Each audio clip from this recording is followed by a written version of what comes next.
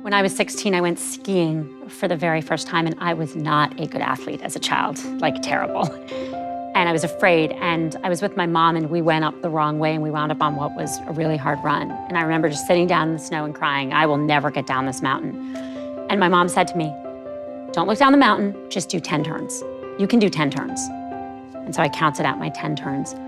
I went back to that after Dave died because everything felt like a mountain. When Dave wasn't there to take my son to one of his basketball games, I pictured every basketball game for the rest of my son's life without his father. And I realized I couldn't solve the whole problem. I didn't have to get down the whole mountain. And so I started doing small things, 10 turns, one turn, then another.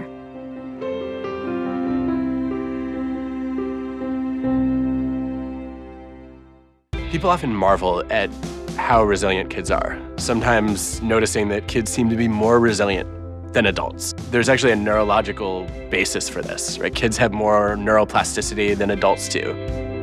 It's easier for their brains to adapt to new situations and to stressful situations as well. I started talking to Cheryl about some of the concrete actions she could take that might help her kids through this. I sat down with my kids to make family rules. So rule number 1 was respect our feelings. It's okay to be angry, it's okay to be sad, it's okay to be jealous.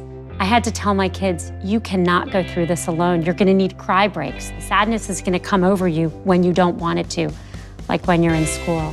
And helping them ask a friend to go outside with them, to be there with them as they cried, that's hard for a child, especially a 10-year-old boy, but you know what? My son did it.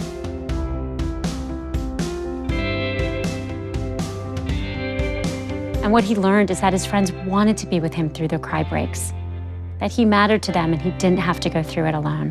One of the things that turns out to be a critical resource when kids face adversity, whether it's big or small, is mattering. Mattering is the belief that other people notice you, care about you, and rely on you. It's the answer to the question, do I have significance in the world? Adam showed me one longitudinal study on children who had lost parents. He told me I needed to, from that study, needed to work on setting up a new family unit. We were supposed to have family time. We called it Family Awesome Fun Time, FAF, FAF. And we did it every week for a year. It was an hour a week. One of us got to pick an activity. It wasn't allowed to be TV watching. It had to be something active, like making a meal or playing a game. I take pictures of the 3 of us all the time because Adam told me that was important to make my kids feel like they still had a family unit. Every picture that's taken of the 3 of us, I feel Dave's absence to this day.